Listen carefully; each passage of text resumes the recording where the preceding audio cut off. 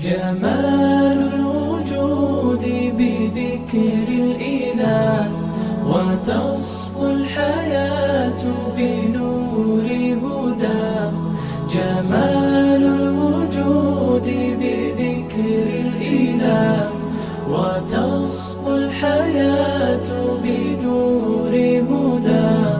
وتطلب نفس له طاعة، ويبلغ سعد إلى منتهى. أعوذ بالله من الشيطان الرجيم. بسم الله الرحمن الرحيم. الحمد لله رب العالمين وبه نستعين. وصلى الله على محمد وعلى آله الطيبين الطاهرين. Pada pembahasan sebelumnya telah kita jelaskan tentang faktor-faktor penyebab seseorang berbuat onani. Nah, adapun pembahasan kita kali ini adalah beberapa metode menghindari atau mencegah onani. Nah, tentunya kita sering mendengar istilah mencegah atau menghindari adalah pendahuluan dari mengobati. Kalimat ini sangat dalam maknanya dan bisa dijadikan suatu pedoman.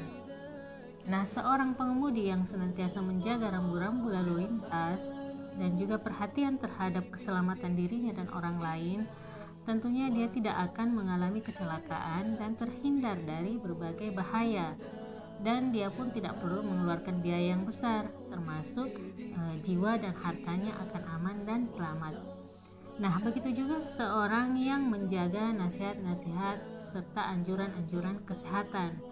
Ia akan terhindar dari penyakit dan tidak perlu menanggung biaya-biaya pengobatan dan juga tidak perlu menahan kesusahan dan kesakitan. Nah, demikian juga ada sangat besar peluang bagi kita untuk terhindar dari berbagai penyakit. Tetapi, pengobatan dari berbagai jenis penyakit seperti AIDS, jenis penyakit kanker dan sebagainya, di mana sebagian dari penyakit tersebut belum ditemukan pengobatannya dan akibatnya tiada lain adalah kematian. Olehnya itu sangat masuk akal jika kita senantiasa menghindari dan mencegah berbagai penyakit tersebut supaya kita tidak mengalami sakit dan kesulitan. Di sisi lain, ada penyakit yang bisa diobati, namun pengaruhnya atau efeknya masih tetap ada dan membuat seseorang tersiksa. Seperti mobil yang peyot, meskipun tukang bengkel memperbaikinya dengan sebaik mungkin, tentulah tidak bisa bagus kembali seperti awal kecuali diganti. Nah, teman-teman sekalian, begitu pula ceritanya dengan onani. Kali ini kita akan membahas beberapa metode mencegah dan menghindari onani dengan harapan seseorang mampu melewati penyakit berbahaya ini sehingga bisa menjaga pendidikan, menjamin pendidikannya, profesi, keluarga, dan yang paling penting adalah maknawiyahnya di masa depan. Nah, adapun metode menghindari dan mencegah onani yang pertama adalah olahraga. Sebagaimana kita tahu adalah remaja adalah masa yang penuh energi, banyak beraktivitas, penuh aktivitas dan penuh semangat. Nah, jika energi dan potensial ini tidak diatur dan diarahkan, maka akan menimbulkan berbagai masalah bagi mereka. Nah, salah satunya adalah onani. Olahraga merupakan salah satu jalan, cara atau metode dalam meredam dan menyeimbangkan energi ini. Tentunya yang dimaksud olahraga di sini adalah olahraga yang mempunyai gerakan yang volumenya besar, di mana energi seorang remaja dapat ia kosongkan dan membuat jasmaninya lelah dan capek. Olehnya itu, olahraga seperti catur, di mana merupakan olahraga berpikir, hal ini tidak dianjurkan karena jasmaninya tidak bergerak. Olahraga yang memiliki gerakan yang lebih banyak akan menyebabkan menghilangkan atau mengurangi energinya yang berlebihan di dalam tubuh, serta akan menyeimbangkan kekuatan seksual sehingga sedikit banyaknya bisa menghilangkan onani dalam batasan yang cukup banyak. Nah, faedah lain dari olahraga adalah seorang anak remaja akan istiqomah dalam menghadapi berbagai masalah dan kesulitan. khususnya olahraga yang melelahkan seperti panjat tebing, kemudian pendaki gunung, di mana olahraga seperti ini senantiasa disertai bahaya dan berbagai permasalahan. Nah, di samping itu, olahraga yang membakar energi atau kalori seperti bersepeda, jalan kaki cepat, berenang dan sebagainya akan membuat tidur anak remaja menjadi tenang dan lelap. Nah, tidur yang menghilangkan kelelahan, keletihan, dan menenangkan urat-urat syaraf ini adalah sangat penting, di mana remaja yang sedikit bergerak boleh jadi dikarenakan malas, sibuk dan sebagainya, mungkin saja akan mengantarkan dia pada perbuatan onani. Olehnya itu, dianjurkan untuk berolahraga secara berkelompok sehingga termotivasi untuk bergerak. Nah, adapun metode yang kedua adalah mengatur jadwal tidur. Tidur dan istirahat akan menyebabkan ketenangan jasmani, tubuh, dan rohani. Nah, seseorang jika tidur dan istirahat tersebut baik dan cukup, maka Imam Ali alaihissalam berkata, sesungguhnya tidur adalah penyebab terbendungnya daya ingatan dan menguatkan tubuh. Nah, selagi bisa, anak remaja sebaiknya mengatur jadwal tidurnya dengan tujuan mencegah atau menghindari onani, dan jika sebaiknya mengerjakan beberapa hal berikut ini sebelum tidur, yaitu kondisi tubuh benar-benar lelah, letih dan capek, kemudian ke tempat tidur. Karena jika tubuh tidak lelah, letih dan sebagainya, maka tiada cara lain untuk beberapa lama ia tidak bisa tidur dan pikirannya akan dipenuhi dengan dorongan-dorongan seks dan mungkin saja akan melakukan onani. Nah, untuk terlepas dari tekanan pikiran tersebut, bisa diatasi dengan membaca buku, membuka site pelajaran dan lain sebagainya. Kemudian yang bisa dilakukan adalah jika memungkinkan berolahraga sebelum tidur sehingga energinya keluar dan tubuhnya menjadi lelah lalu tidur. Dan bisa juga jangan pernah tidur dengan seseorang di tempat tidur dan di bawah selimut yang sama, karena bisa menyebabkan gesekan-gesekan dan sentuhan-sentuhan. Kemudian jika remaja berada di asrama atau kos-kosan, maka perlu menghindari candaan-candaan lisan dan tubuh ketika ingin tidur, di mana akan mungkin saja menyebabkan bangkitnya syahwat. Kemudian bisa juga membiasakan diri tidur telentang. Kemudian bisa menyamping kiri atau ke kanan dan jangan pernah tidur tengkurap. Kemudian bisa juga kasur tidak terlalu panas dan lembut. Nah, tidur di tempat tidur yang keras bisa menguatkan tubuh dan lebih sedikit membangkitkan hasrat seksual. Kemudian bisa juga mengosongkan kantong kemih sebelum tidur. Nah, kemudian minimal mengamalkan anjuran-anjuran dalam agama tentang tidur. Amalan seperti wudhu sebelum tidur, membaca beberapa ayat Al-Quran, kemudian tidur menghadap ke kiblat, di mana atmosfer maknawi ini sangat memberi efek dan pengaruh serta pikiran dan hati manusia terhalang dari pikiran-pikiran yang menyimpang dan pikiran-pikiran setan. Nah, adapun faktor berikutnya ada faktor untuk mencegah dan menghindari onani. Yang ketiga adalah mengatur makanan. Nah, kita tidak bisa pungkiri bahwa makanan pun mempunyai pengaruh dalam bangkitnya syahwat anak remaja. Nah, berbagai penyimpangan akhlak, olehnya itu perlu adanya program dan jadwal mengatur makanan, seperti berusaha makan malam yang ringan-ringan saja dan mudah dicerna, dan juga ada jarak antara makan malam dengan waktu tidur, yakni makan di awal malam saja. Kemudian kurangi makan yang membuat kantong kemih cepat penuh di awal malam, di waktu malam maksudnya. Nah, kemudian mengurangi makan makanan yang menyebabkan bangkitnya hasrat seksual. Nah, sebelumnya pernah dibahas. Nah, kemudian menghindari makanan yang membuat haus sepanjang malam. Lalu hindari minuman kopi, Nescafe, teh dan minuman-minuman yang merusak kualitas tidur. Adapun metode yang keempat adalah lari dari menyendiri. Sebelumnya telah dibahas bahwa salah satu penyebab onani adalah menyendiri. Olehnya itu, seorang harus keluar dari kebiasaan tersebut dan berusaha beraktivitas yang di dalamnya tidak membuatnya menyendiri. Nah, adapun jika harus menyendiri seperti membaca di kamar, sebaiknya ke perpustakaan. Namun jika tidak bisa, maka membaca dan belajarlah di kamar. Namun biarkan pintu kamar terbuka sehingga orang lain dengan mudah keluar masuk dan melihatnya.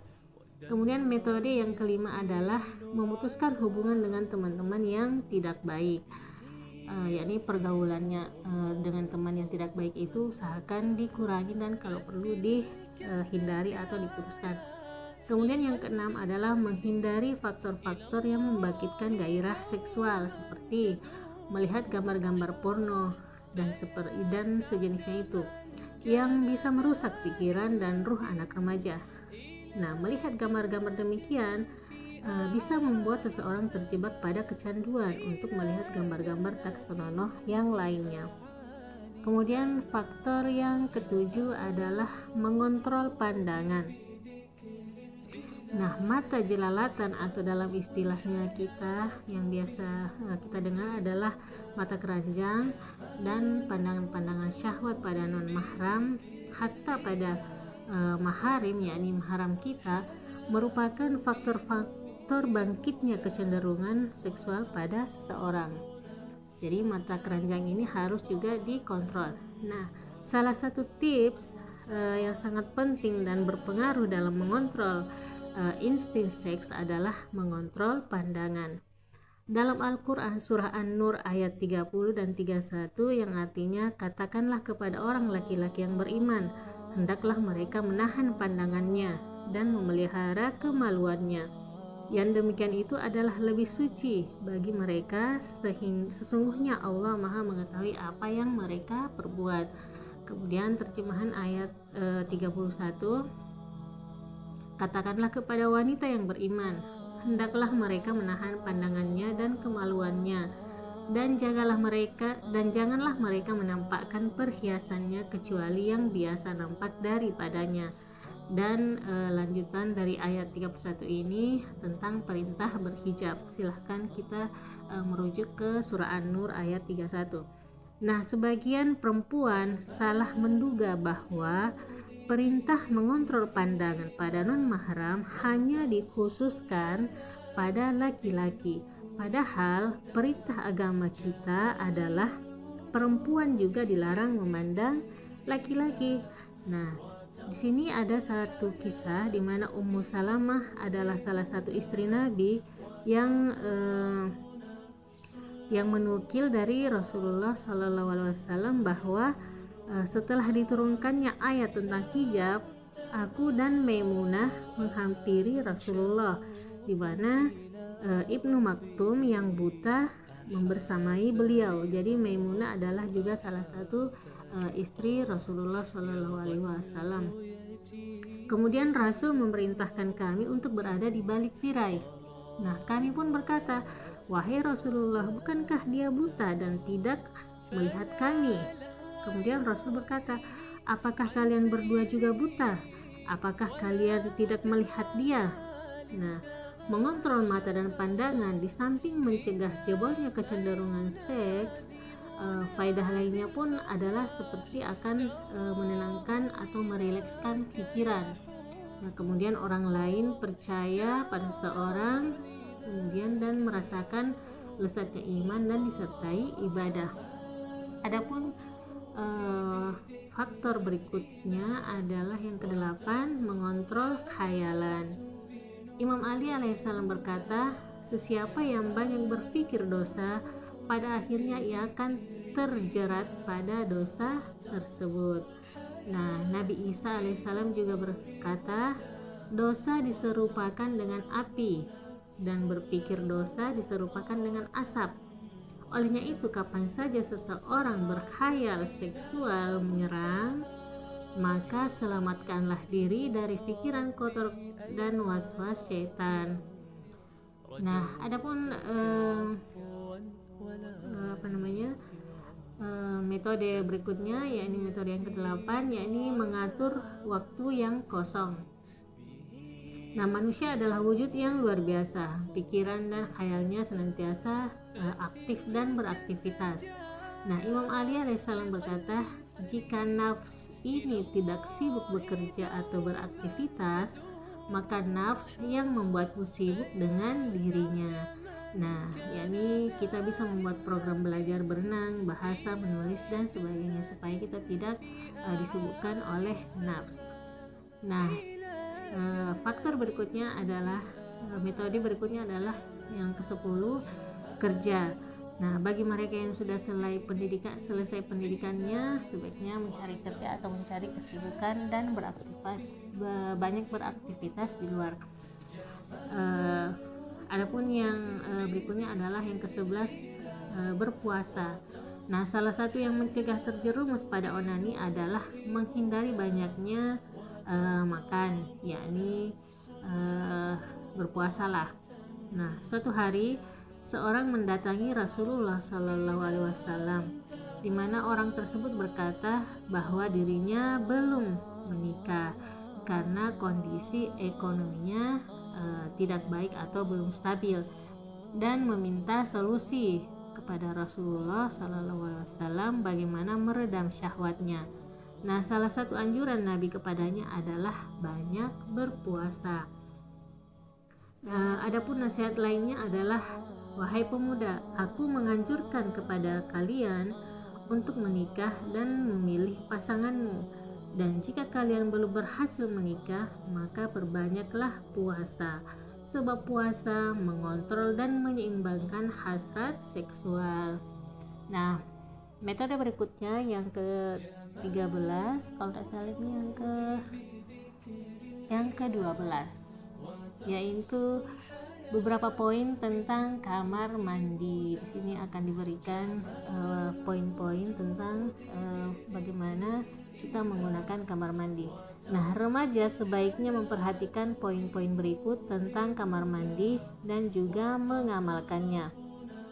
Yang pertama, jika memungkinkan, tidak lama di kamar mandi dan minimal tidak lebih dari 15 menit menggunakan kamar mandi.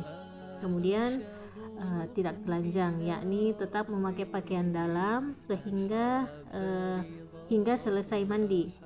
Kemudian mencukupkan mencuci alat vital dengan air dan menghindari memakai busa penggosok badan. Jadi ya seadanya saja kita memakai sabun, tidak berlebihan menggosok area-area vital. Kemudian menghindari mempermainkan anggota tubuh khususnya area vital, dan juga jangan pernah memandang alat vital baik secara langsung maupun melalui cermin, karena bisa membangkitkan hasrat seksual. Kemudian menghindari atau memakai pakaian sempit dan ketat khususnya pakaian dalam. Jadi memilih pakaian dalam juga itu mempunyai cara tersendiri, tidak sempit dan juga tidak terlalu longgar dan juga tidak terlalu lembut dan juga tidak terlalu kasar. Nah, adapun metode berikutnya adalah menguatkan iman dan maknawiyah. Menyerah dalam berhadapan dengan keinginan-keinginan hati merupakan akar dalam melemahkan karakter dan iman. Iman adalah kekuatan batin yang menjamin manusia dalam menghadapi dosa-dosa dan ketergelinciran. Nah, jika remaja percaya dengan sepenuh hati bahwa semua perbuatan dan hatta pikiran-pikirannya di bawah pengawasan Allah Subhanahu wa taala, maka sedetik pun ia tidak akan lalai, yakni pada hakikatnya malu tidak mengizinkannya untuk melakukan dosa. Olehnya itu, senantiasalah berada di jalan kebenaran, membangun diri, tidak bermalas-malasan, dan senantiasa beraktivitas. Sekian pembahasan tentang onani. Insya Allah kita